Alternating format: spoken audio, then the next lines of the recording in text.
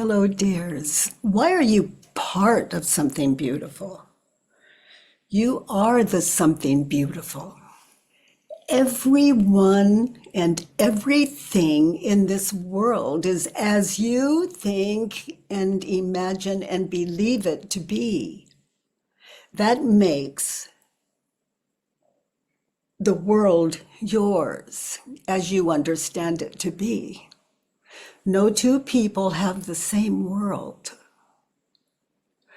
You see it one way. Together we can watch someone walk down the street. You have your thoughts about the person. I have that. They are this, they are that. They remind me of. So there could be, that person belongs to you. They are, what I mean by that is they are who you believe them to be. So that's your world. That is one person in your world. And you multiply that by everything and everyone you see or think about. That's your world. So where I'm going with this is, it's not about, does the world love you? It's about, do you love the world? No one can give you that. Our job is to give you hardship and difficulty, to push you into recognizing that we are who you believe us to be. That doesn't mean that I didn't say what I said or do what I did, but are you understanding why I might think that, do that, say that with compassion? Why is that so important? That leaves you as a compassionate human being. That leaves you as responsible for the world you live in. If I want change, if I love the world, I can make that change. How can I do that? I'm fearless. And I'm not saying I, Byron Katie, am fearless. I don't mean it that way. If I am fearless, then there's nothing that can stop me from doing the right thing as I understand it to be, and to listen to the world very carefully, because I could be wrong. This is a part of loving the world. Listening, understanding, taking responsibility for, if there's a problem in the world, I look to myself. Oh, dears. Jonah, honey, any questions? You have a question? Yeah. Hey, Katie. Hey, honey. I'm so grateful for you. I'm so grateful for the work. Oh, Um, and I'm, and this is a little nerve-wracking. It feels a little exposing, which is good. yeah, Um, yeah, here you are. Here you yeah, are. Oh yeah. my gosh, to our benefit, and Thank you. hopefully to yours. hmm To my Um, benefit, I can say. yeah, yeah. So I'll go to a little pond and do inquiry on thoughts, and I'll walk away just peaceful. Um, but there are patterns that just keep coming up, and I'm very frustrated with that. For example, For example, my need to feel understood. If I feel like someone's misunderstood an intention, my mind just goes to work at how to retrace steps and explain my heart what I really meant by something. And I can't even know what the other person's thinking, but I just yeah. it's affected my marriage, it's affected relationships throughout my life. You know, honey, what I suggest is, what I would only suggest what I would suggest to myself and pass it on. But I need to be understood. If you take that to inquiry in a situation with someone you've experienced that thought with as a real result of something,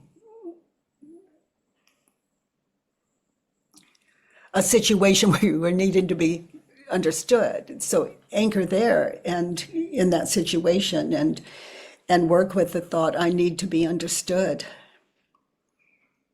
So let's look at one now. Can you find an example with someone where you needed to be understood and they were just having no piece of it? Yeah. So Yeah. and if you say he, she, you don't have to say who, but Okay. so Yes. Yeah. Yeah, I can feel it. Yeah. and what is the situation? Yeah, it's just old conversations that never got wrapped up. Okay, so identify one. Let's anchor into one where situation where they were not understand you and you really needed to be understood to your mind. Mm-hmm. Yeah, You see it? Now, are I you do. outside? Are you inside? If you're inside, are you in the kitchen, in the hallway, in this Yeah. situation where you're needing to be understood? At work, Yeah. on the tennis court, where is it? Yeah, in my living room. Okay, in your living room, Mm-hmm. and he, she, Mm-hmm. And she, yeah. okay. So you need her to understand you. Yes. Here Yeah. now, all of you new to the work, the answers are shown to you when you're anchored in the situation. Otherwise, you're just guessing. You're just guessing out of the habitual, which is okay. It's just not this work. So in that Yeah. situation, Mm-hmm. you need her to understand you. Is it true?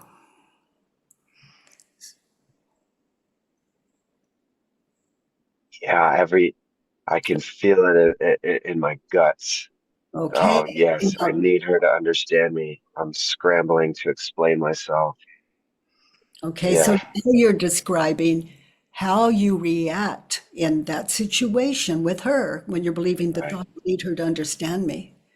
So continue. How do you react? Witness it. What do you say? What do you do? And how does it feel? Which you were really in touch with.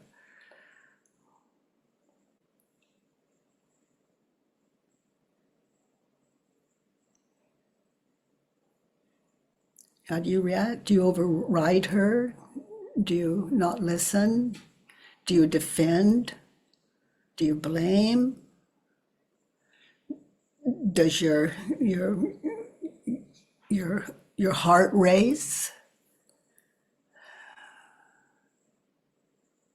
You experience frustration when you're believing the thought, I need her to understand me, and she doesn't.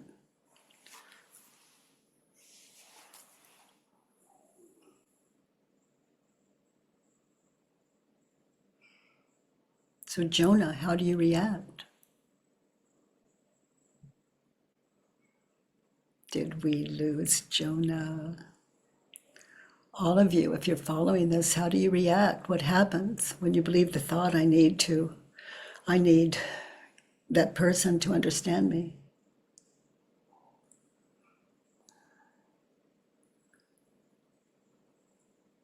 You know, families, we just had Thanksgiving here in the States, and families, when they get together, for some families, it can be just like war and old grievances and wanting to be understood. And it can be any day of the week when you're working hard and you're unappreciated at work. Notice how you react in the situation you're holding and you're anchored in. When you think the thought, I need her to understand me. I need that person to understand me. And it doesn't matter what that other person says or does.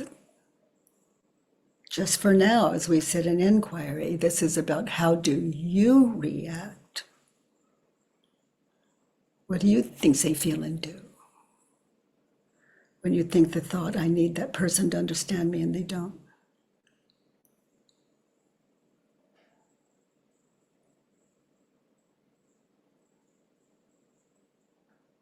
War, defense, attack, insult, cry, wave your arms, on a scale from 1 to 10. It can go from a 1, a 2, or 3 to a full-blown 10, which is off the charts, not speaking again for years. Resenting that person for years and not even knowing you resent them, you just don't like them. They just don't understand you. The ego's it's strong, and it shows you all of this. It justifies it through images of past, future, where you were right and they were wrong, and you're the victim. They're the perpetrator, the hurtful one. Notice how you react when you believe the thought, blank should understand me. I need to be happy. I need blank to understand me.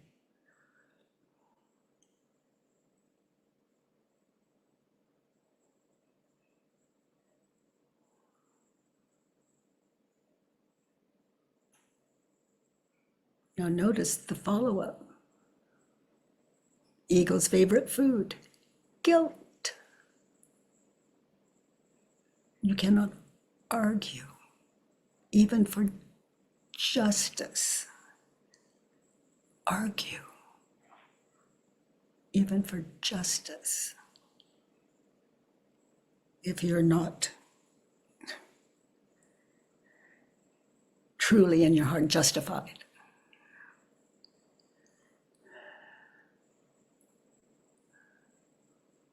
Without guilt, which I refer to as the ego's favorite food, guilt, because it just keeps the situation alive, and I shouldn't have, and I was justified, and I'll never speak to them again, and they don't understand me, and they did it to me, and I'm justified, and guilt.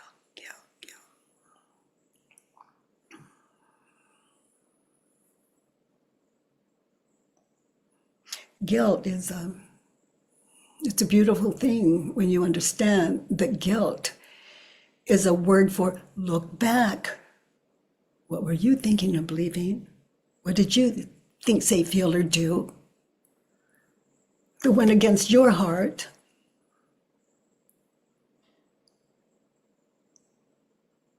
Because guilt is there as a reminder that thing that you're so justified in feeling, your anger, etc., that you're justified in.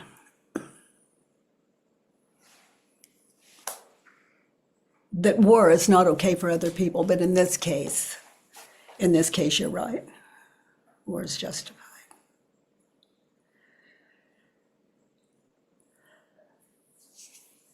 I need that person to understand me. So be there with that person, anchor, don't change anything, just anchor in that situation. That same situation, just anchor in it. Who would you be without the thought, I need that person to understand me?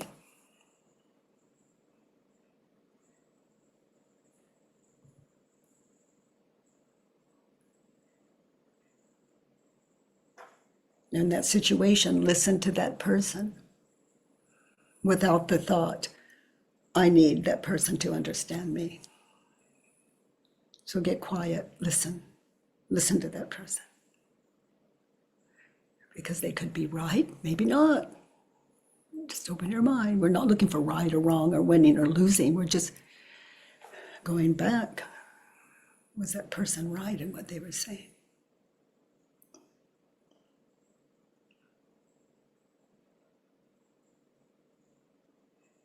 And it doesn't matter if they are or not. We're just witnessing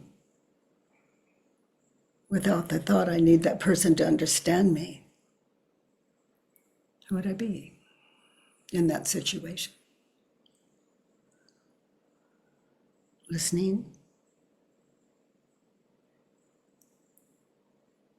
The situation I'm sitting in, hearing their judgments about me, contemplating those. Is he right?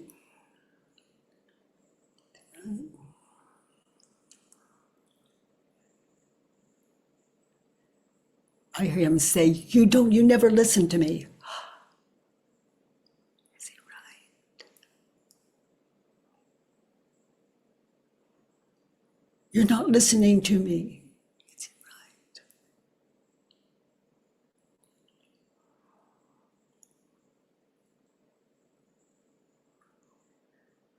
All of you, who would you be living in your world without the thought, to be happy, I need to be understood.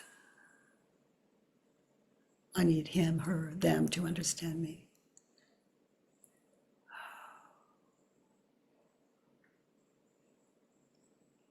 Notice who you are with it, and notice who you are without the belief.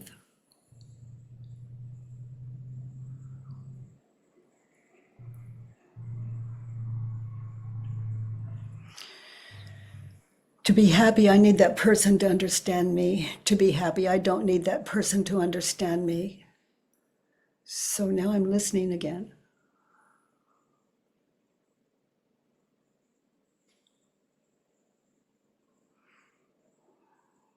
When we're not into winning and losing,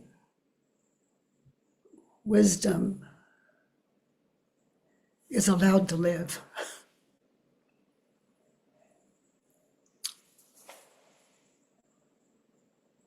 Anything less than that, we're drowning out with, I want, I need. He doesn't understand me. She's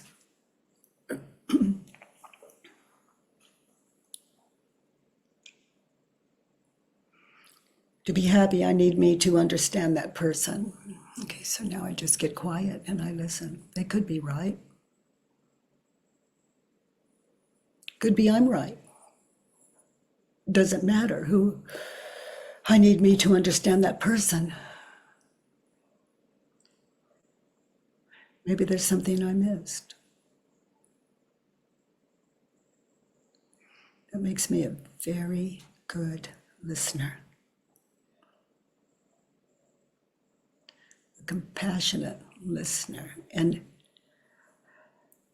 a curious listener. Curiosity is like an ageless experience.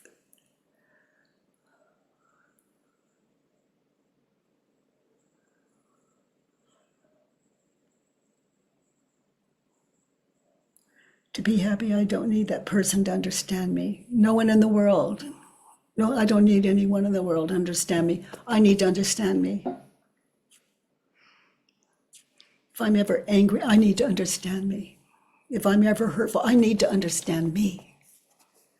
And in that, I understand you.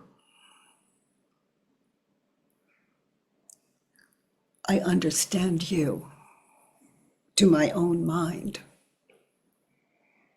In other words, I'm not into winning and losing. I'm connected.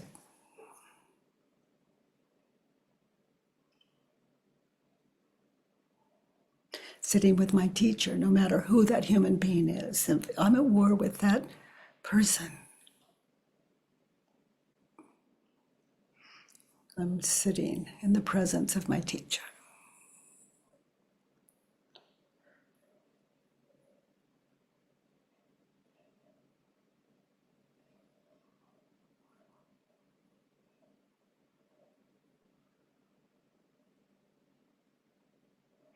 For me to be happy, I need me to understand that person. Oh my.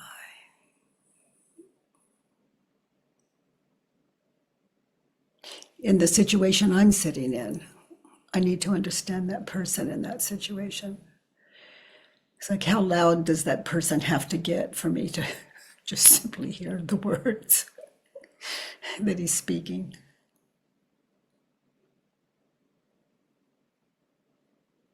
How loud must that person get to try to get a word in edgewise as I defend my position?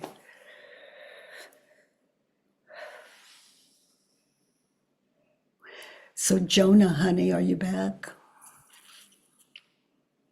I think we lost Jonah. I'm back.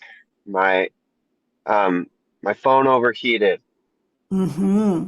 Mm-hmm. Look at that. Yeah. So we'll send you the replay after the event.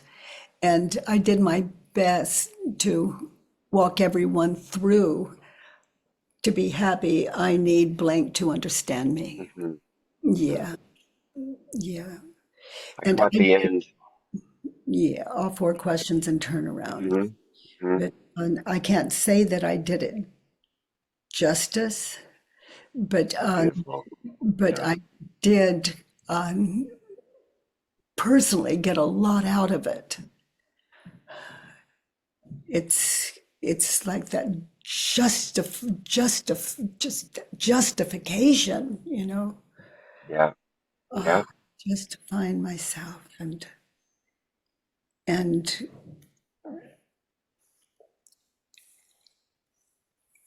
pointing out to them very clearly why they are hurting me, why they are wrong, and I am right. Oh, I'm very familiar with that stance. Yeah. And I want to know how to do this in the moment, on the spot, Well, it's and a not get practice. stuck under. Earth School is a practice, and the people in our lives are here to push our buttons to keep us in that practice. And they do. They do. And then all of a sudden, when you finally get that to listen is educational, even no matter, it tells us about that person. And when we begin to understand that listening doesn't mean we have to comply or do what they want or think the way they think. It's a way of understanding that other human being and where they're coming from. And it's always familiar because the ego, you know, is a state of mind, and it's not a thing, it's a state of mind. But honey, thank you, Jonah. It certainly served me, and I hope it served those of you sitting in this inquiry on, I need people to understand me, and how we react when we believe the thought. We need to be understood. And at home, you know, the people we live with, our children, our partners, our relatives, you know, that's really on my mind, having so many relatives in our home this weekend and this last weekend, and to just notice the way we all are today compared with past Thanksgivings. And, you know, in past Thanksgivings, you know, when I was growing up, it wouldn't be unusual that someone left with hurt feelings, or several people left with hurt feelings, like somebody's apple pie was better, and someone said so. You know, these things that pop up, and I need people to understand me. Thank you, sweetie. Thank you, Katie. You know, isn't there a phrase, better to be understanding than to be understood? Something like that. It's if there is, it's sure true. Yeah, but That's how is the yeah. question? And Yeah. that's real joy. That's where I want to be. It feels so rooted, and I end up feeling pretty down on myself. Like, ah, here you are again. You're not being present because you've got this thing. You're trying to figure out ways to craft a conversation where you could get understanding, and it's like quicksand. So And craft is the right word. The ego gets crafty rather than yeah, rather than just listen, open my mind and listen. That is to live as the student and just experience the burn, the burn. welcome the burn. Welcome the burn. Welcome the burn. Very good. And then that's a worksheet on the other side. If you want a friend, find an enemy. Ah, And that's good. people we love the most become an enemy to our ego's head. Oh man. So seek it out so that you can take it to a worksheet as many times as it comes up. Just keep doing it. That's what you're saying. It's a it's a practice. Practice. Earth It's a school. I practice. like And yeah, it's a practice. It's a practice until finally you really would rather understand than to be understood. Because it's like living in, yeah, school, earth school. wow. It's Well, to one be, can hope that this would become automatic, is what you're saying. yeah, be the student, not the teacher. Teachers don't Huh. have, yeah, That's really good. yeah, honey, it sure Oh, is. that's what you're right. I've been wanting to be the teacher. I wanted to have answers. I wanted people to think I knew. Mm, mm, mm, mm, mm, Yeah. mm. Oh man, that's really good.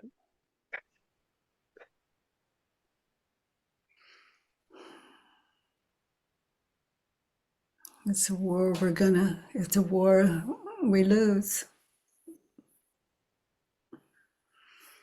If you really love someone, let them be right. It doesn't mean giving in. It's just that they have theirs, you have yours. That's really good.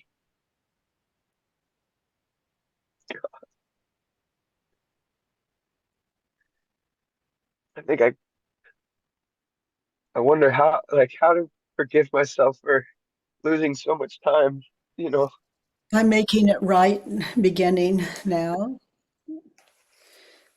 and if, let's say, something like that happened where you were defending your position, I say defense is the first act of war. You were defending your Yeah. position and you were right and trying to convince them they were wrong or override them, whatever it was, just go back and say, would you say it again? My mind wasn't open. I want to hear your point of view. I was overriding you.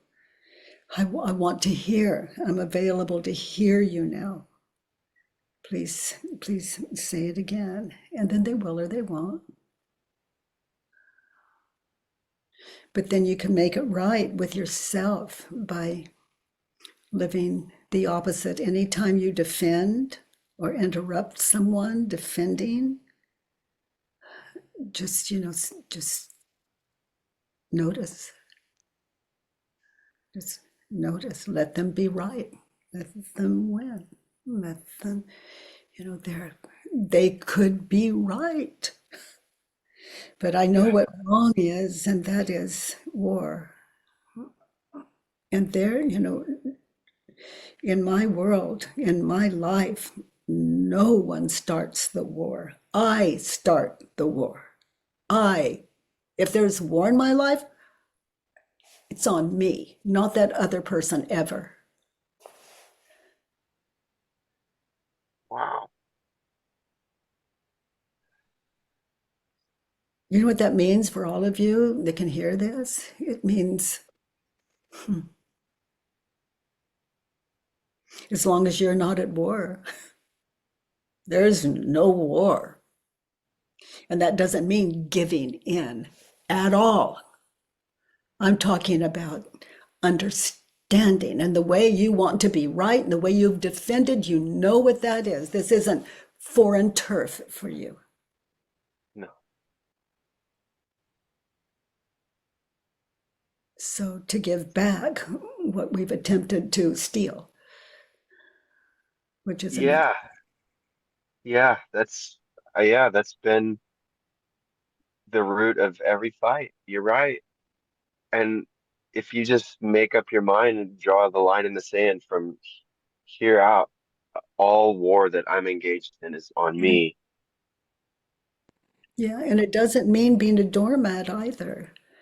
You know, it's like I love you, I hear you, and no, if the war is about defending something that would apply to a situation like that.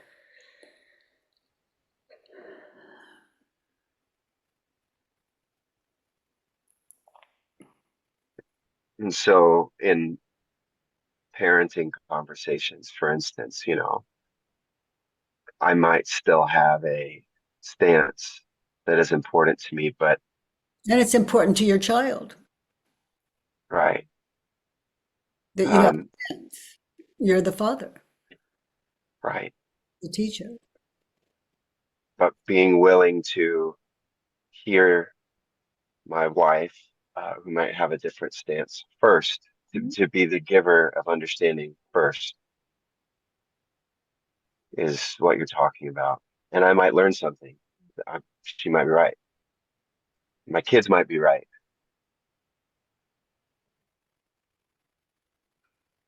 Am I hearing you? I'm shaking my head, yes. Yeah. Your child could be right, your wife could be right. Imagine that. Yeah. Right.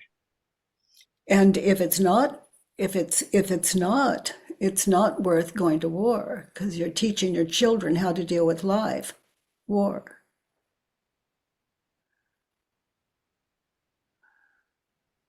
What's an example of your child wanting something and you don't want them to have it?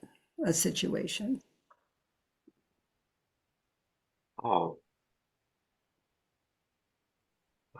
drawing a blank. Uh, yeah, it's daily. Um, this morning, chocolate for breakfast. Okay. So, honey, I know you love chocolate, but no chocolate for breakfast this morning. And you be your child, and we'll play this out. Uh, but I really want chocolate. Oh, honey, I hear you really want chocolate. Oh, sweetie. And no chocolate this morning.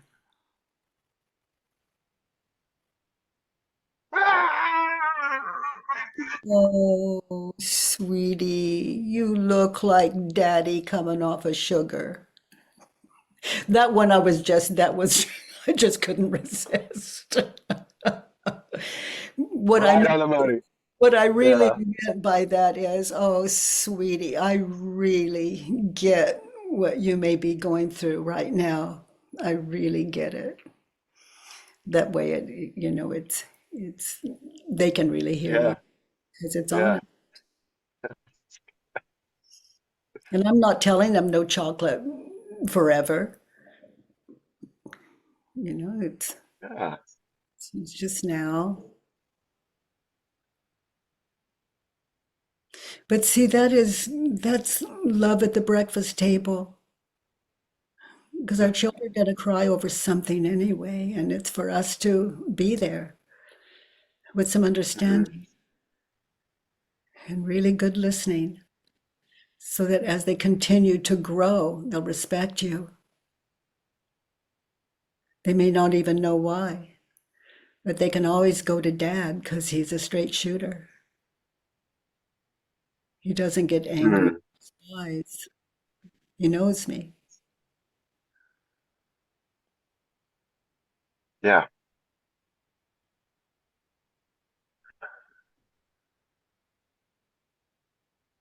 Okay. Yeah, this sitting in, I need blank to understand me.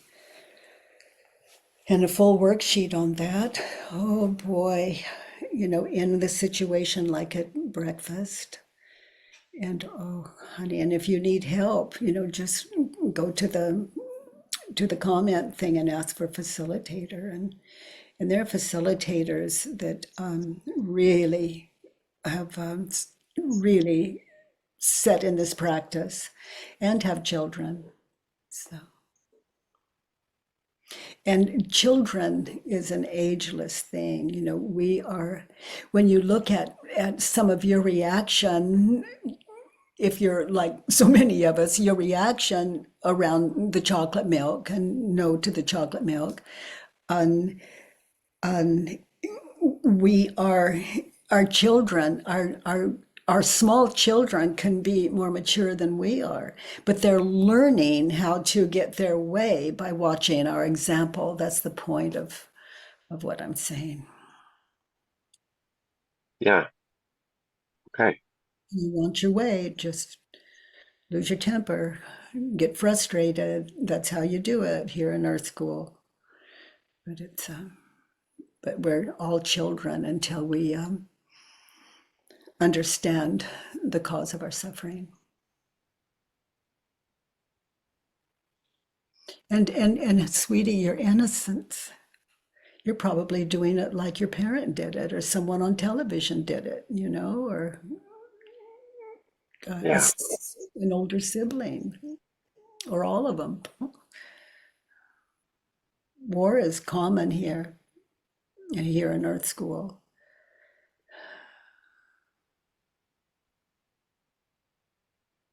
But how can we Thank you. expect war in the world to end if we can't end it at home?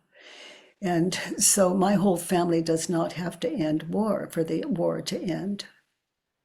Just one human being, just me. Just Oh, me. man. No one has to change for me. Wow. Uh, And in that, my family changed and continues to. mm. Yeah. And some of you that are older, never too late. You've got a lot of memories, and those are situations that that call for worksheets. As we look at how we react in those situations, when we believe the thought is war.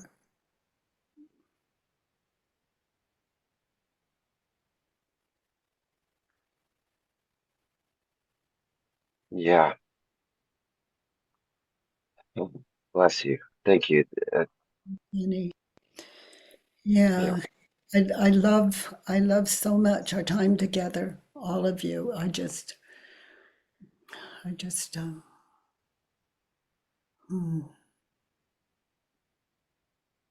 such a gift. Thank you, Jonah. Thank you, Katie. What a gift. Thank you for your life, your heart. So good. So, Frank and Connie, you have questions or question? Yes, we do. Hi. Here we go. Yeah, Hi, Katie. hi, Katie.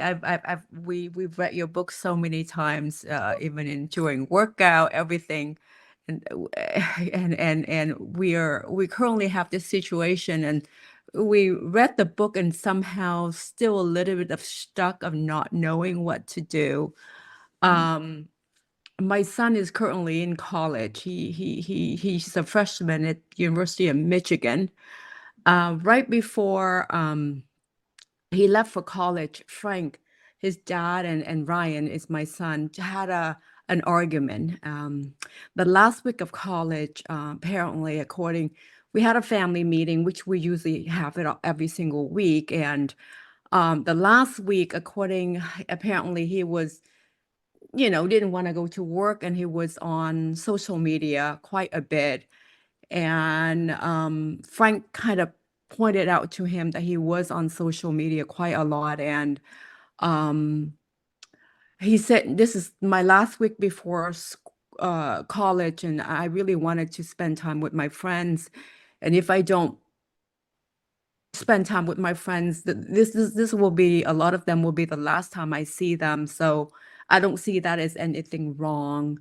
And anyways, Frank kept on saying, well, this is the pattern. You're on social media too much. And anyways, they got into this argument. Ryan got very frustrated. He's like, he's basically used some foul language, which he've never done in his life in front of us. And they didn't, and then he didn't want Frank to take him to college. So I took him to college. This Thanksgiving, he came back to town, but refused to go home for Thanksgiving. So he stayed at our his friend's house. I went there to kind of give him a little bit of love and give him some food to kind of a sense of home. Yeah. And I spoke to him, and he was still very angry at his dad. And he said he felt a sense of peace when he's there. And dad doesn't understand him. When he was in grade 12, he said it was during a very hard time for him. Something happened in school. He felt a lot of pressure because apparently during a party, he pushed somebody that happened to be a girl to defend himself. And the whole group of the teenager basically boycotted him, and he felt like they blamed him for sexual harassment. And then at that time, he basically got a lot of college, rejection and waitlisted. And then he comes home to dad, basically very hard on him, and he felt like the whole world was against him.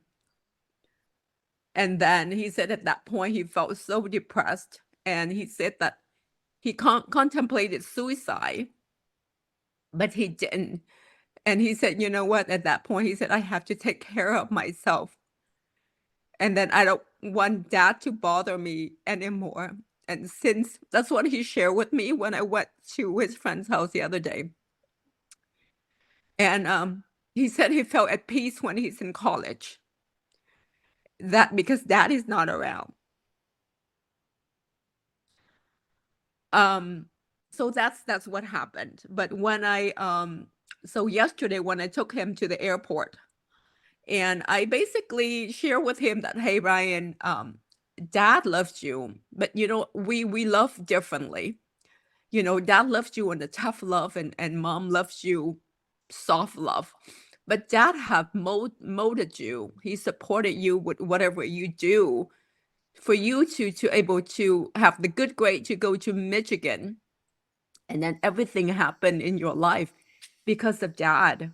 You had a teenage party at our house. It was loud, 1 a.m. and the neighbors have threatened to call the cops, and dad goes, no, we are not shutting the party down, because he wanted you to have a last party before you attend university. And those are the things that he did for you, and you don't acknowledge that.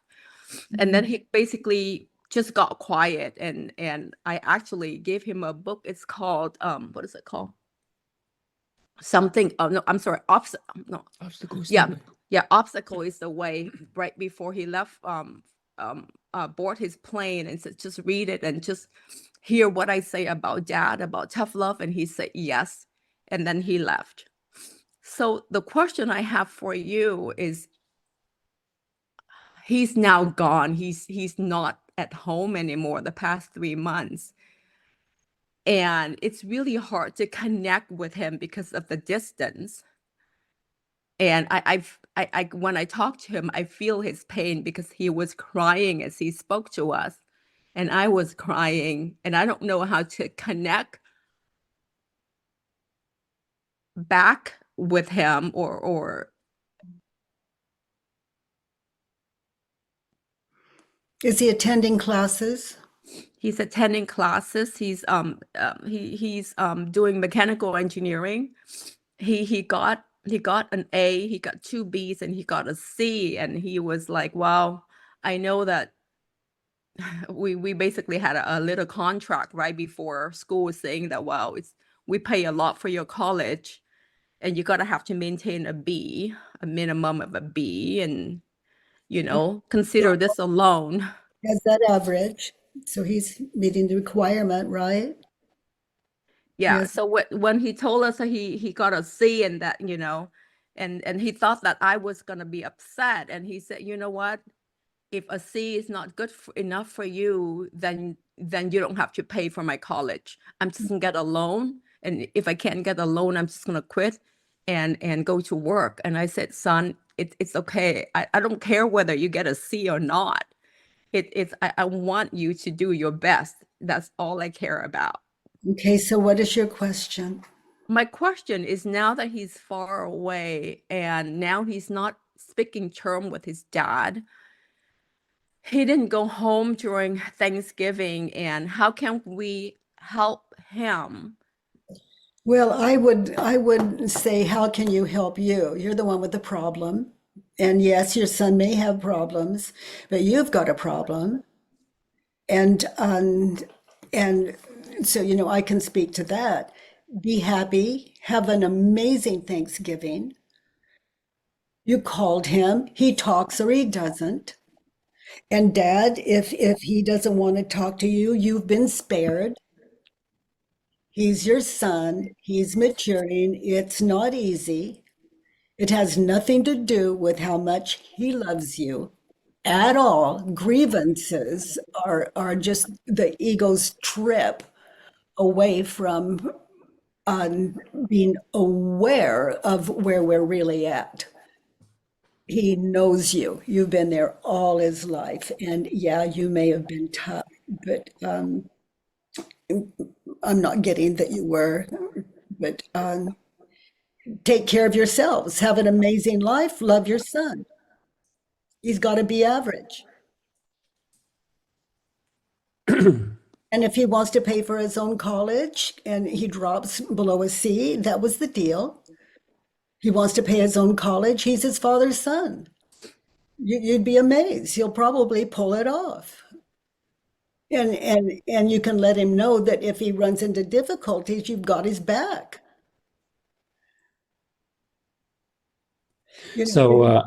If my son says, "Mom, I never want to speak to you or hear about you again," I love my son. I give him that. And this may not work for all of you, but I meant it. If I love my son, he doesn't want to hear from me. How can I love my son? I give him that. And I did. And because I don't have a doubt in my mind that he doesn't love me and that he's going through a hard time, but I can give him what I can give him. And it's not easy, but it's what he wanted, and I respect him. And his time of pain and confusion, and Yeah. Thank you so much, Katie, Byron. So Connie shared with you her perspective, and through the Thanksgiving weekend, we have a lot of friends and families coming in town, and we did have a great time. What really hurts me or pained me was how Connie feel, how she reacted to how Ryan responded. To give you a little bit of detail, is before Ryan, when Ryan was in college, I reached out probably 4 or 5 times via text, sometimes casual, sometimes more of a softer, really try to reach out to him to reconnect. And he ignored our text and call. And I told Connie that my perspective is I am reaching out. I was being tough on him. I was just basically telling him the truth, right? Because I told him that I've had experience with college, and I know that engineering school first year, especially with school as good as Michigan, is going to be really tough, and he needs to apply for himself to be able to do well And when he is slacking off, I just let him know that, right? It's nothing serious. I was not threatening, didn't raise my voice, You but I just related to it and supported him, and I mean, what more can a father do? yeah. And how he react, I had no control over, but Very I good. just pointed That's out the truth. Yeah. Yeah. And right before he came home, the day before, I actually sent him a long text saying that I understand how you feel that you are not enough. You might think that you're not enough for me as a son, because once in a while I would be pretty upfront with you when you, don't do well or messed up, and I was there to help you as well. But know that you've done a lot that you should be proud of, right? Because he was in his from 9 to 13, he was in the top youth soccer team in the nation and went to play internationally. And I personally took time off and bring him to Barcelona twice, right? To have a good time and really pursue his passion. And when he went through his identity crisis, whether you want to be a soccer player or an engineer or a coder, I was there to support him. Right. So Frank, you're a good father, and I mean, not just a good father. I mean, you're really in. You're raising your son. I mean, on a scale from 1 to 10, 10 being best father, you're 10, and he doesn't have to know that, accept that, understand it, realize it, ever. That's who you are.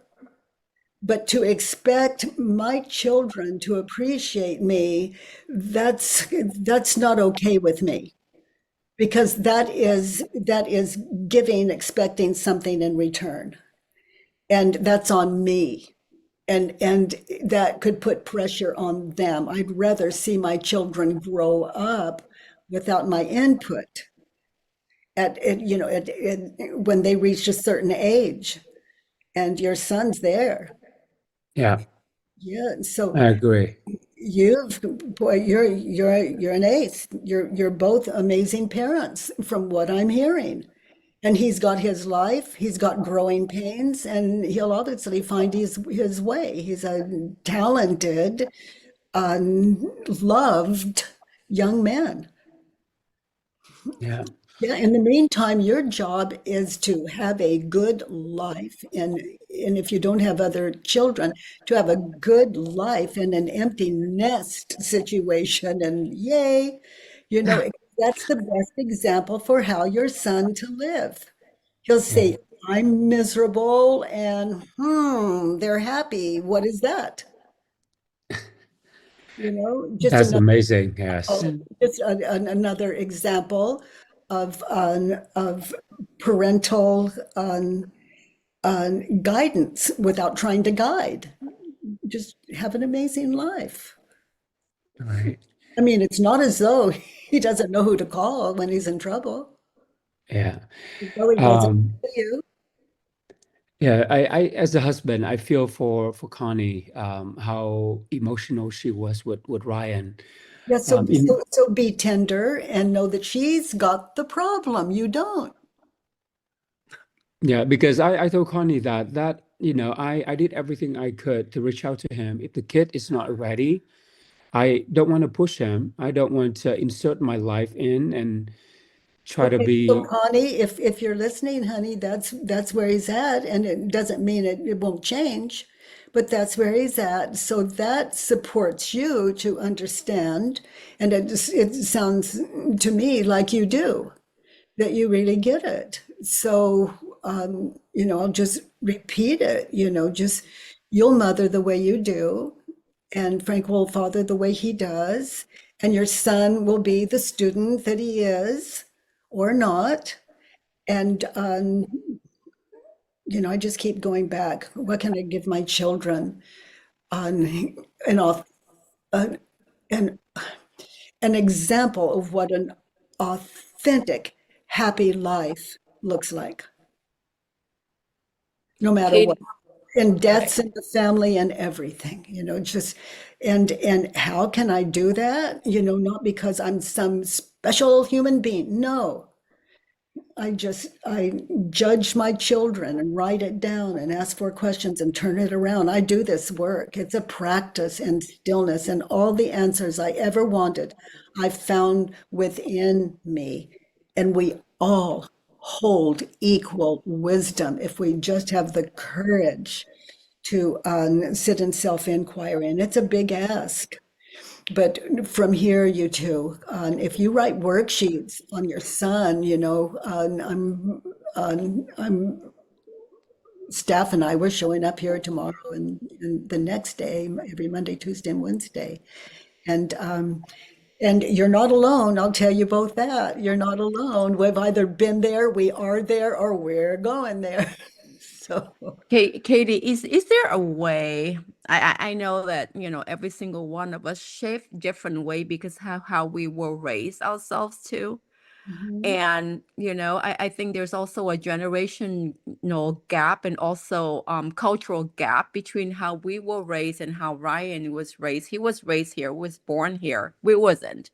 Our parents were tough to us, and I just felt like when he told me that he was depressed to the point he wanted to commit suicide, and of course I got all worried. it's terrifying. It's terrifying for a parent, but it's not as though you can stop him, but just love him. And I don't know any more power. I don't have any more power than that. That's the ultimate power. And if he wants help, there you are, to find someone that he's open to that can support him, if it's not you two or one of you two. Yeah. Yeah, but you do what you can, and I cannot stop one of my children from killing themselves, but I can love them. I can love them in life and death. I don't require them to live for me to love them. If one of my children killed themselves, it's just all about, he won't be here for me. I won't get to hear him, watch him grow up. And parenting it's quite and loving is quite an experience. I don't require the people I love to live for me.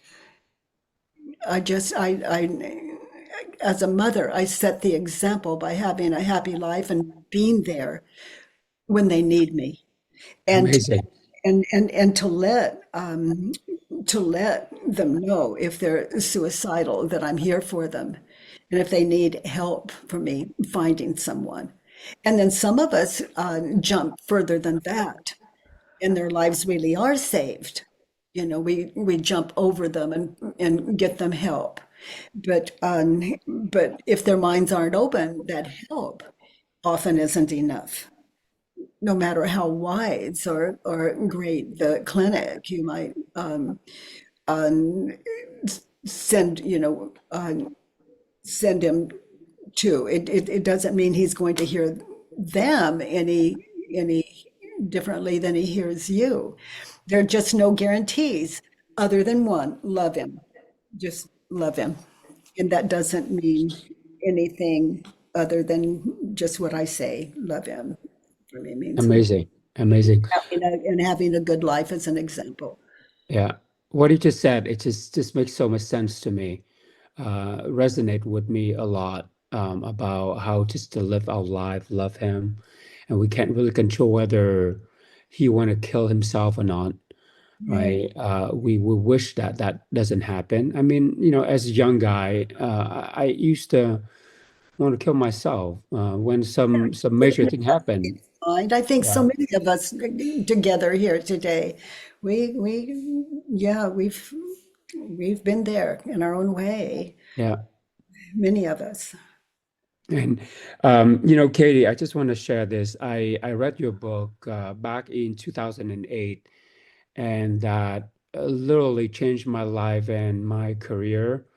It helped me so much to become who I am.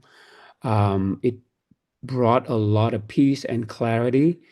And I kept suggesting, this book to everybody I know, my wife included, and she really enjoyed the book. And we going through this was like, yeah, that book helped me so much. And it would be amazing if Ryan somehow get exposed. I can't imagine that giving a book. He's not a reader like myself, right? So, But I'll share this with you. Never once did I invite my children or grandchildren to read any of my books. Not once. So what good are the books if I'm not living it? So be the book, be the book. Those areas that touched you, that's who you are. That's what was touched. What you already were is what was touched and realized. And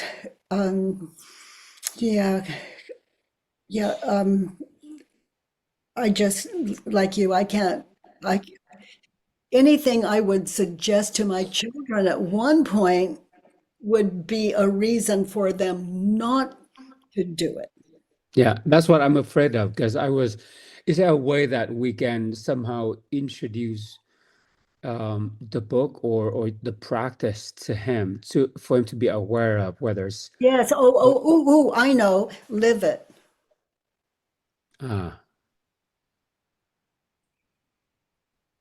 Those things that touched you in the book. That's it. That's undeniable. And anytime you drift away from it, your son will nail you on it. So, Katie, it's That are my teachers. personally, I find it a lot easier when he was at home when we have an argument, and it solved a lot quicker. The fact that now he's not at home, Yeah. and it happened since August, and he still holds that much anger. Frank has reached out. I have reached out to as well, and he's just like, oh, Mom, every time we talk for a bit, and then sure enough, you mentioned Dad. Is there any way that we can help the fact that we are so far away from him? Yes, don't talk about Dad when you're talking to your son. Makes sense. Yeah. I totally accept the You don't have fact to that sell his dad to him, and you'll end up in the same place he puts the dad in. He doesn't want you to bring up his dad. He's in process. Your son's in process. Okay. makes sense. I mean, he's asking for help. Don't bring up Dad. You want to help, so don't bring up Dad. And that supports Dad too. Because every time you bring him up, the son doesn't have to reinforce what he thinks about Dad. Yeah, I agree. One parent that's listening. Yeah, and you can hear Frank agree. It's okay. Yeah, it's okay with me, Katie, because I told Connie that he's not ready. I can't push him, and I don't want to push him. I want him to process it, and life might teach him a lesson. Like you said, whether he's going to pay for his own tuition, and he doesn't appreciate that I'm paying for all that right now. That's fine with The point me. is, I don't expect my children to appreciate a gift. Yeah, I mean, that doesn't come with the gift. yeah, We want them to, but that's not right. That's not a gift when we want something in return. We can't call it a gift. right. Okay, sounds good, babe. At peace. Oh, you do. You just love each other. That's the best example that your son will ever meet. And don't bring up his dad. Till one day he says, Mom, how's Dad? What does Dad think about that? And you might just say, I don't know, honey. Why don't you ask him? All I know is he loves you. And just stay out of their business.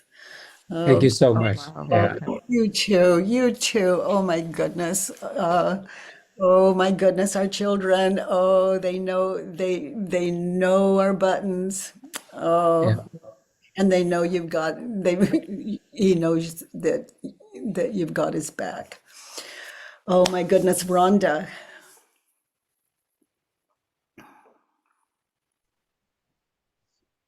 Hi, Rhonda.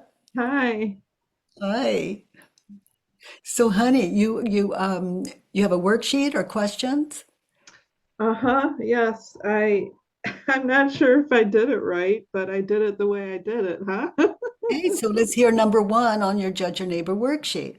Yes, it's a belief. Hmm. Okay. So, and when I sat with this as I was waiting, is it okay for me to share? Well, let's hear the belief. Okay. It was hard for me to leave my relationship that I was in. Okay, so what is the situation? I had moved countries to go into a partnership with somebody who appeared to be totally opposite of what they began to reveal themselves to be. Mhm. And then in the situation, I was pretty much almost stuck in that country during the pandemic with that person and their behaviors. Wow. And yeah, so it was, whatever it was, 2019 to 2023 before I left. And then what happened is that there's been a lot of back and forth with potential of us working through whatever So those issues are. it was hard to leave your relationship. Mhm. Okay, and what is the situation when you're believing the thought?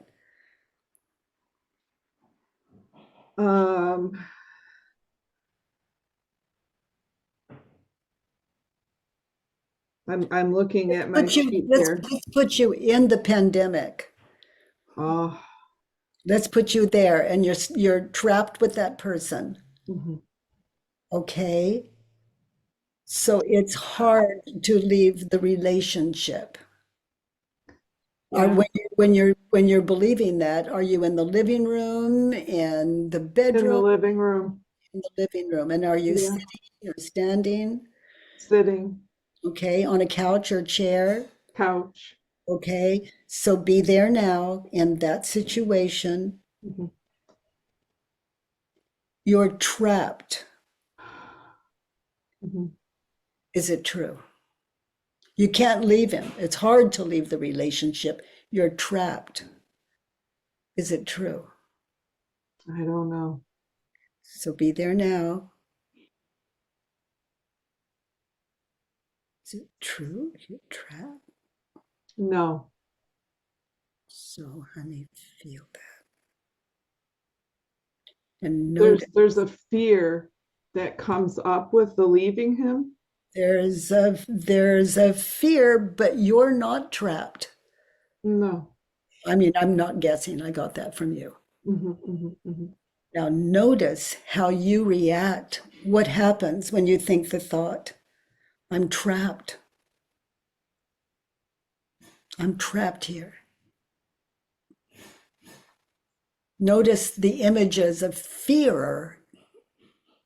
The ego offers up fear of the future. When you think the thought, It did huge that if I leave, that there's no possibility for me to reconnect with that person. And it was that was a huge threat to me. It was enough to make me, when you say threat, what do you mean by threat? That you'd never see that person again? the ego said, if you leave, you'll never see him again. And that just, whew. And just brought me to tears. Yeah, it just like the thought of Is never it seeing because them you're in love with that person? again. Yeah. Yeah. Okay. So you're trapped. How do you react when you believe the thought? You see images of the future where you'll never see him again, Mhm. and you see you lonely. What other images as you sit on the couch happen when you think the thought, I'm trapped? I'm trapped here. I don't feel empowered. I don't feel like I can be myself. I feel like I'm cutting off something for myself, like, you know, that there's a sacrifice of myself to stay in that. The ego offers it up. It shows you in the future without him. Uh-huh. That was huge. That's a huge thing. Well, you're sitting on the couch, and that is a huge thing. It's the ego going, ta-da, gotcha. Yeah. Yeah, And, you see that image of you without him. uh-huh. And no one will ever care about you the way he cares. No one will ever. The ego. Oh, yes. And abandonment, which is a theme from my childhood. As you sit, Mhm. trapped in your own head, Uh-huh. mesmerized in Yes. this movie Yes. the ego offers up of past future identity. Oh, it Now, was the past- in the corner for a long time. It was in the corner for a long time, and then it came out. And it was like it said, "Ooh, I have my chance now. I know her weak spot. I'm going for the kill now. I know how to get her now." Yeah. So you see images of the past as you sit on the couch. You think the thought, I'm trapped here. Images of the past of you before you met her. Alone. Unloved, what? Before I met the person. Before I Images of the past when you think the thought, I'm trapped here. Oh. It's hard to leave this relationship. All of you stay anchored when you're doing this work. Anchored in the place when you're experiencing this fear and terror and guilt and shame. I just sold everything to move another country. What will I do? And I had nowhere to go. That was, you know, like, where am I going to go? I just gave up everything. That was a huge thing to the ego, that I just sold all my belongings that I worked all my years for, right? And then that I would have nowhere to go. Yeah, the ego thinks. Yeah.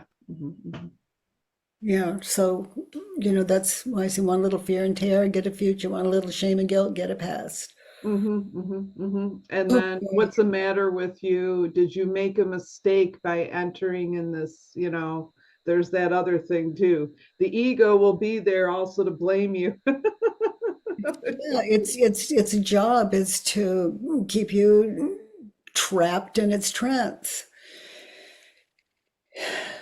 You're trapped there.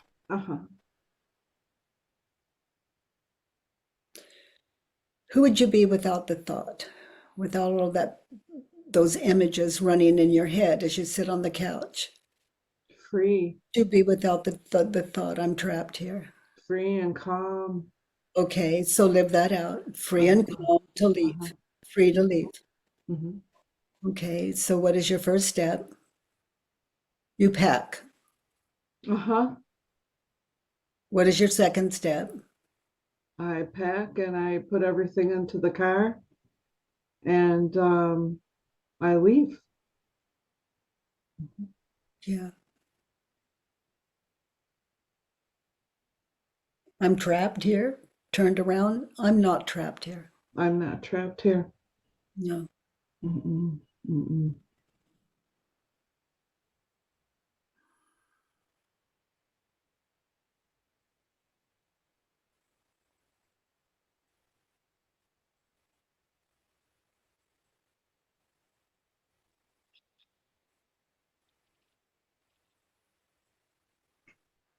Mm.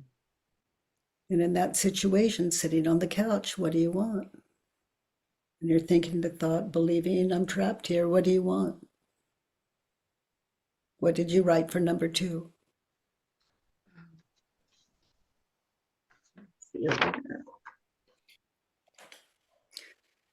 Those of you new to the work, the Judge and Neighbor worksheet is, there's 6 questions on it. You anchor in a situation and identify what you were thinking and believing in any moment in time, any time of your life that you were angry, suicidal, sick, terrified, disgusted, hurt, any of those emotional things that we all go through by any name.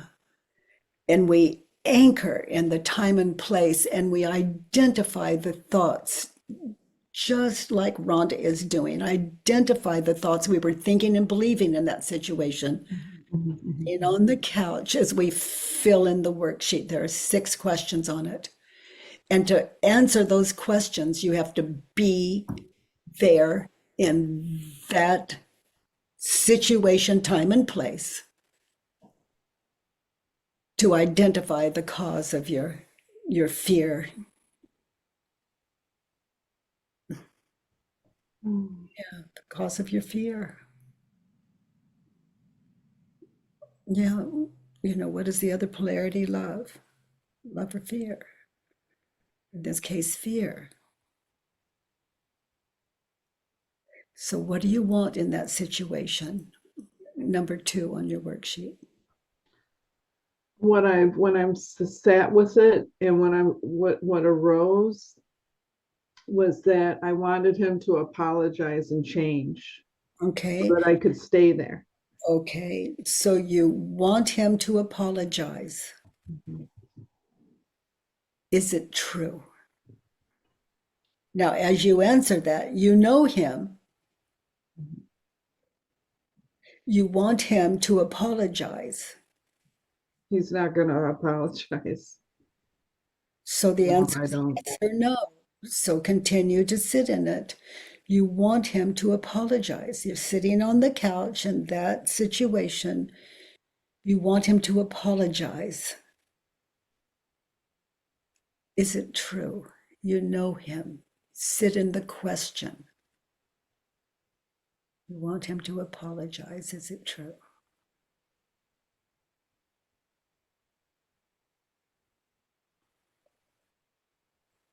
And specifically apologize for what? As you anchor in there. I mean, in this moment, it feels, yes, I wanted him to apologize For the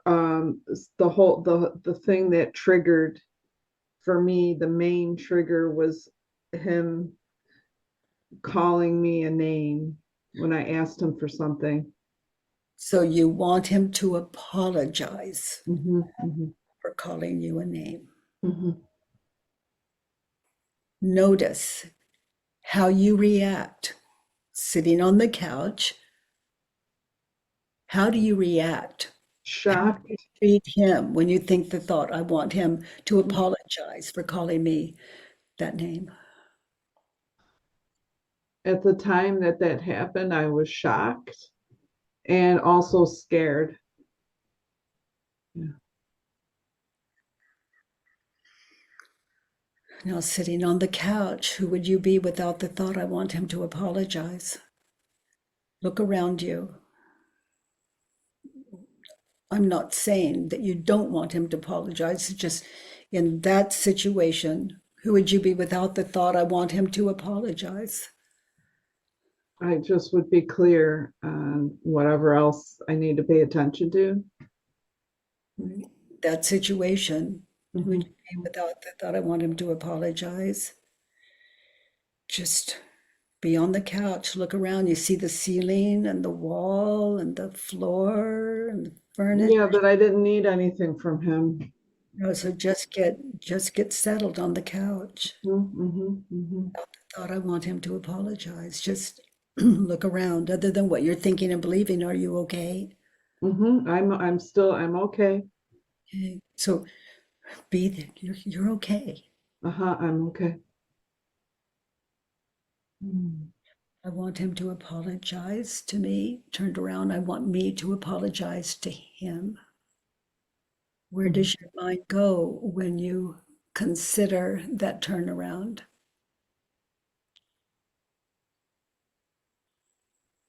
I'm open to that. I feel open to apologize apologize to him. But specifically, Mm-hmm, I can't just say I apologize. Specifically, you want him to apologize for calling you that name. I want him to apologize I want me to apologize to him for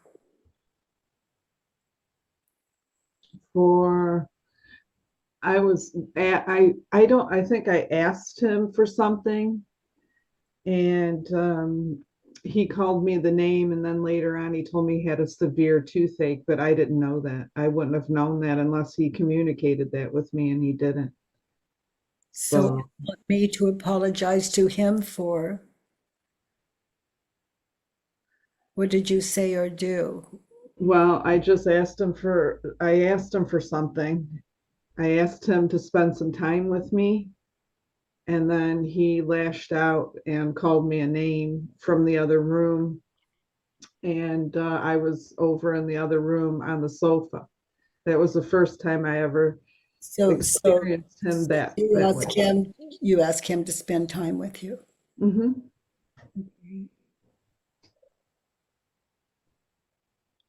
That doesn't sit right with me. I don't feel that I have to apologize. No, it doesn't. It doesn't look like an apology to me either. No. So the question is, I want me to apologize to him for, so that one doesn't work.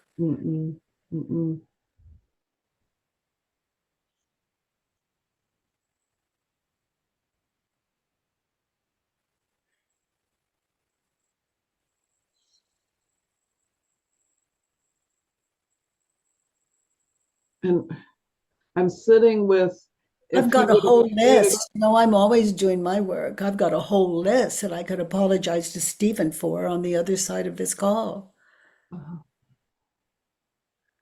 I need to apologize to him for maybe not being aware he had a toothache or something was wrong. That's nothing that was visible to you. No, I wouldn't have known unless he said something. I need to apologize to him for.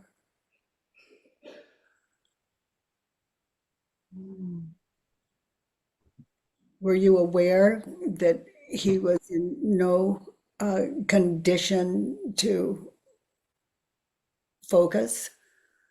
I wasn't. Okay, so this is homework. I'm going to leave it to you, because when I find things like this, often it's habitual and I'm completely asleep to it. Oblivious of it. And this work, we can be oblivious to the obvious, but when we sit in it and go back, the work is an exercise in stillness. It's a meditative, it's pure meditation. It gives us something to anchor into, like meditation, to just, where the thoughts come in and we just move them, we can realize a lot in them. But this work takes us there, and we wake up to the cause of our suffering and see how habitual it is from age like 2 years old, 3 years old, all the way up. But this is not new stuff. Like you don't have any idea of what you have said or done up to that point that you might apologize for. And that just could have triggered him? no, Yeah. something to apologize to him for. Mhm. Mhm. So sit with me apologizing to him. Sit with that. Yeah, that has nothing to do with the situation necessarily. Mm. I want him to apologize to me, turned around, I want me to apologize to him. I've got a list today. You can do this. And this list that I've got is so valuable because it's how I am the cause of suffering in a relationship. I can't change my partner. I can change me. Mm. I can give me what I wanted him to give me. Uh-huh. Uh-huh. When I apologize to him, I'm the receiver. He doesn't even have to hear me. Mhm. Mhm. Mhm.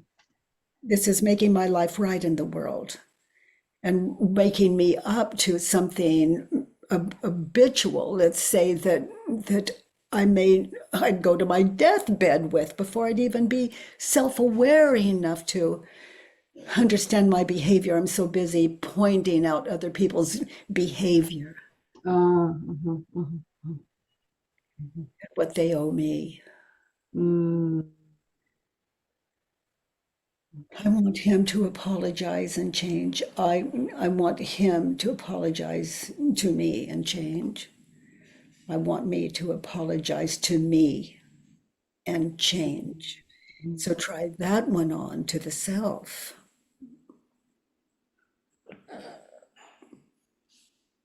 Mm.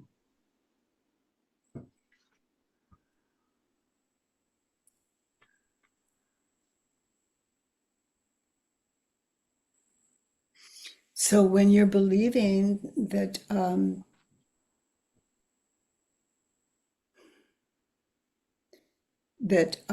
it's hard for you to read, when you're believing that you're trapped there, what is it that you want to apologize to you for and change? I want me to apologize to me and change. Mm. Thinking of being trapped there. Like what got you into that in the first place? Mhm. Mhm. Looking at the ego's world. I can't say, oh, I just loved him so much. That could be true. But the ego has other motives running, Mhm. Mhm. Mhm. Mm. basics, deadly, of what he can give you. Mhm. Mhm. But you're going to get, not right or wrong, we're just waking up to the habitual. Mhm. One word, fear.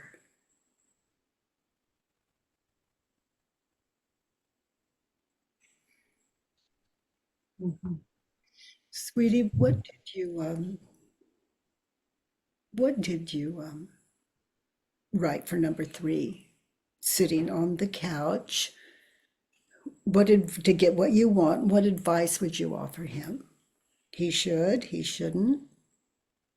He should communicate with me and let me know when he's sick or if something's wrong. And you're thinking that when you're thinking that you're stuck there. Mhm. Okay. He should communicate with you. And is that true? No.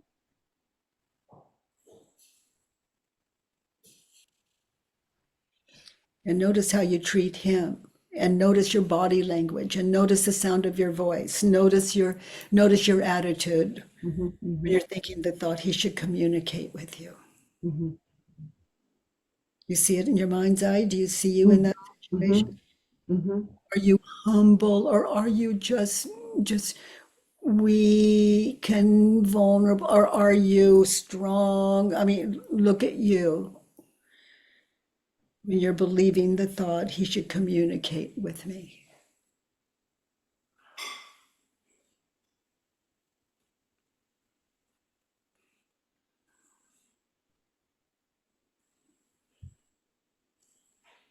I'm not strong. I'm feel vulnerable, Okay. weak, Victim. victim. Okay, so that's how you try to hold your man, your victim. He'll have mercy. Mm. Mm. You see, you honey. Yeah. And just little things in there to let him know it's his fault. He didn't tell you he had a toothache.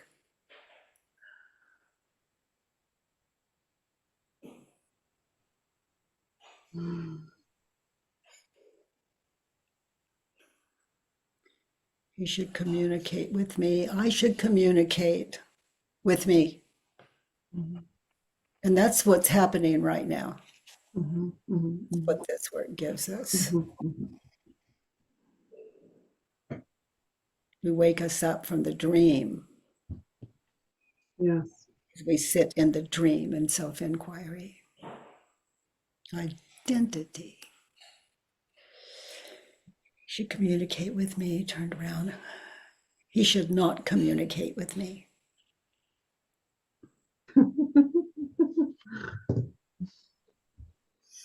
So example, why is it that he should not communicate with you in that situation?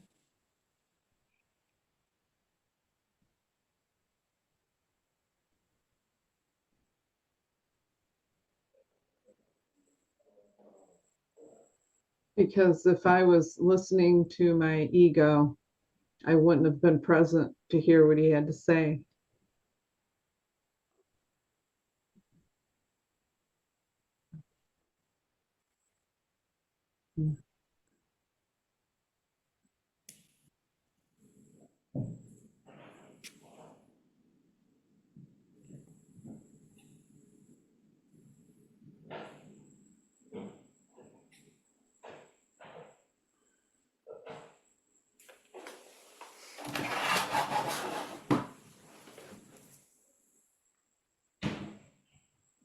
And if he was in his ego, I would have just been getting blasted from whatever his ego has him believing and thinking too. So it's two egos, and it's not reality. Yeah, so yeah. So the toothache was saving you both.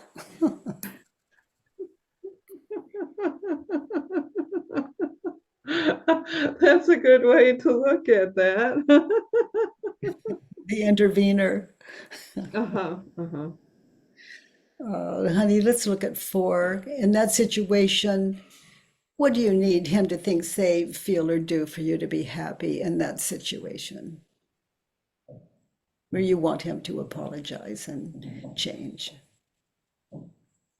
When I look at it now, I mean, originally it was for him to apologize and be sensitive to my needs, which is, I can see it's the ego that wanted the attention.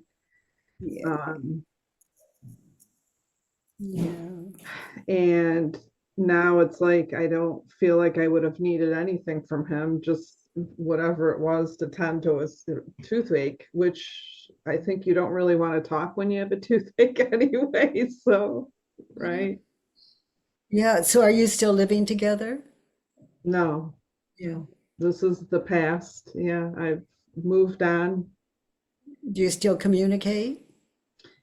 We were, and this is where I'm at right now, where that's what this one started with, is the separating altogether from him.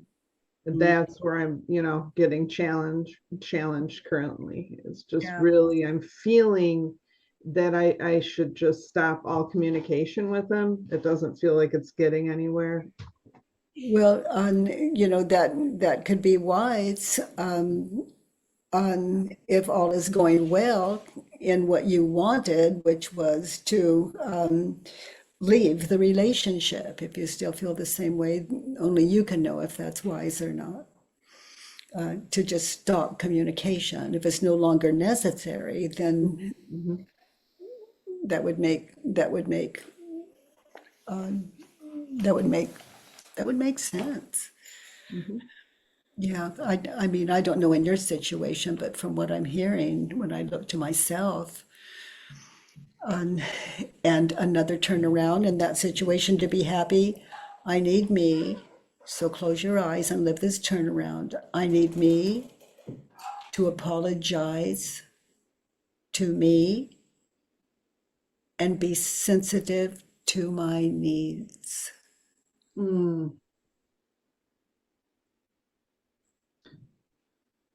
But instead of apologized, it's just aware, right? Aware of when the mind. If there's compassion in it. I don't want to beat myself up or feel like I've done something wrong. No, well, you wouldn't. That would be apologizing for something you didn't do. The ego did it. So you can blame the ego. So to be happy, I need me to apologize to me and to him and be sensitive to my needs. And if you have no apologies to make, no grievances with him, then you don't owe him an apology. It has to be authentic. Can't make something up like, you've already apologized for not knowing that he had a toothache. Admitted it. Okay, honey, so 5. In that situation, he is toxic,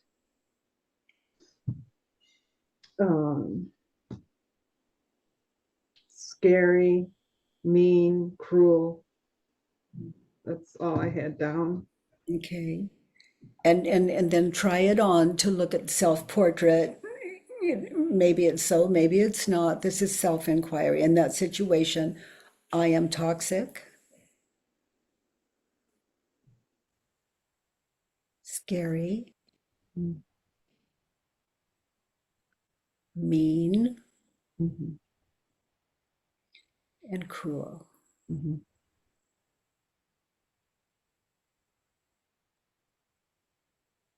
Those of you new to the work, we're not saying before or after or forever, or that's who we are. We're just saying in that situation, and then we test it.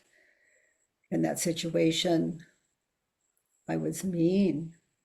So example, where were you mean in that situation?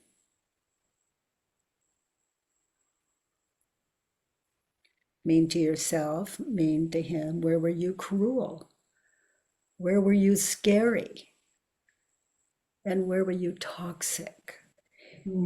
And take these turnarounds and turned around to the self on the other side of our time together and sit in your beautiful self, because to realize it is to begin again, is to be aware.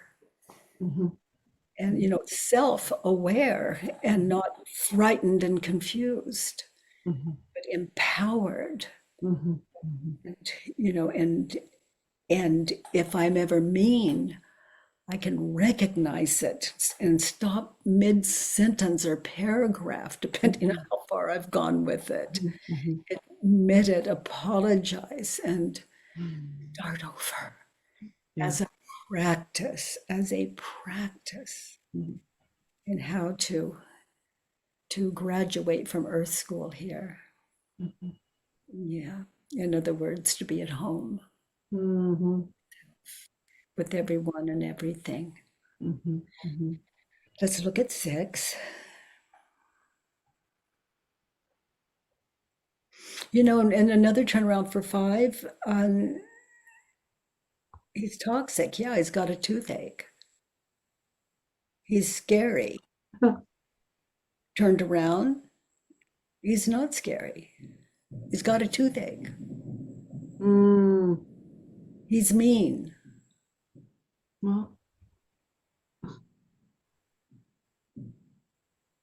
And cruel. So you can sit with that later in your own time and then turn it around the way. And those of you new to the work, it's not easy, but remember, it's not forever. It's just in the situation you've written about on your worksheet, anchored there. And number 6. Well, what I wrote was, I don't want to ever be in this kind of relationship again. I'm willing to. I'm willing to be in this kind of relationship again. In your mind. In my mind? Yeah. Oh, okay. If you never enter a relationship like that again, you're Okay. living and reliving. It's, I'm willing to, I look forward to experiencing a relationship like this again. Exactly like this, that one. Oh, okay. Okay. And So that I can see more things to learn Yes. at this school. yes. Oh, And I look forward to being in this kind of relationship again in my mind. And it could happen again in the apparent material world. So self-realization is, we can love people without living with them or even having tea with them, going to a movie, love is an experience. Yeah. And but in the mind, to be clear, there's if it comes up again in the mind, there's always something to do a worksheet on and discover more of what this is. That there's more for me to see. yeah, Yeah. it makes you a better partner for yourself,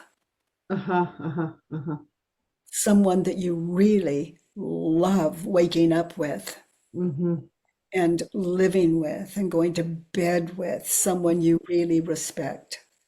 Yeah. Right. Yes. And when you can do that, we all benefit. Everyone in your life benefits.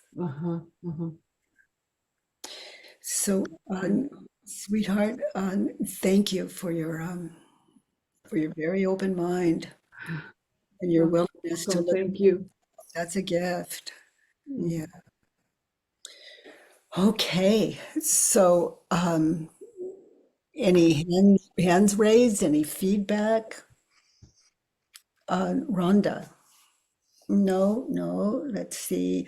Okay, so I'm not seeing any hands up. And staff and I, thanks to your contributions, we'll be here tomorrow and every Monday, Tuesday, and Wednesday.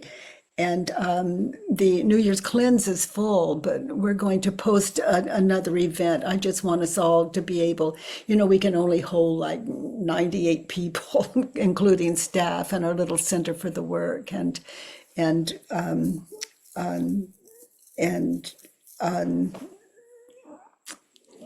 we just fill it to the wall and keep posting events so that we all have a chance to hang out. In the meantime, look at us. Here we are. And I'm so happy for that.